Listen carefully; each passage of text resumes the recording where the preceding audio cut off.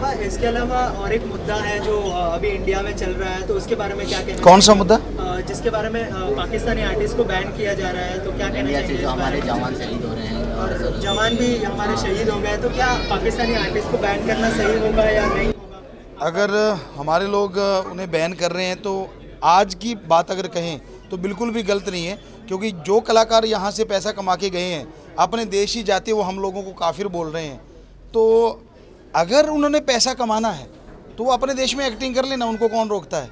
हमारे देश में रह के हमारे ही देश को गालियाँ देना तो आखिर लोग कब तक बर्दाश्त करेंगे। शुक्र है ये तो भारत है, अगर हमारा कोई भारतीय वहाँ फंसा होता तो हमें लगता है बीड़ी सिगरेट से जला के हमारे पास वापस भेजते। हम तो हाथ जोड़ के भेज रहे हैं कि भाई यहाँ नहीं, आप वहाँ एक्टिंग कीजिए। तो इसमें हमें नहीं लगता कुछ गलत है, हम कौन सा उनको कोई सज़ा दे रहे हैं, यही कह रहे हैं आप अपने देश में जाइए और वहाँ एक्टिंग कीजिए। तो हमें नहीं लगता ये गलत है, उनको अपने देश में जाके एक्टिंग करनी चाहिए, ना कि यहाँ।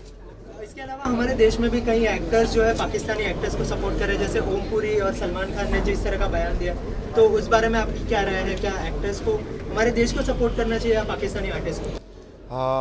किसी भी एक्टर के लिए हम कुछ बुरा कभी नहीं कहते, लेकिन अगर हम भारतीय हैं और हमारे भारतीयों को जाके वो वहाँ गालियाँ दे रहे हैं, तो अगर फिर भी हम उनकी सपोर्ट कर रहे हैं तो क्यों? हमें ये बात समझ में नहीं आ रही, क्योंकि हम भारत देश में ही रह रहे हैं, भारत में जन्मे पले और बड़े हुए हैं।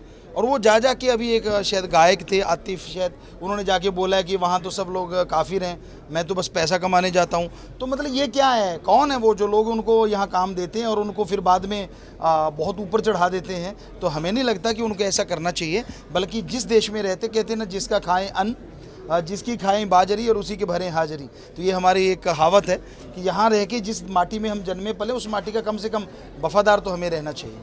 Thank you so much.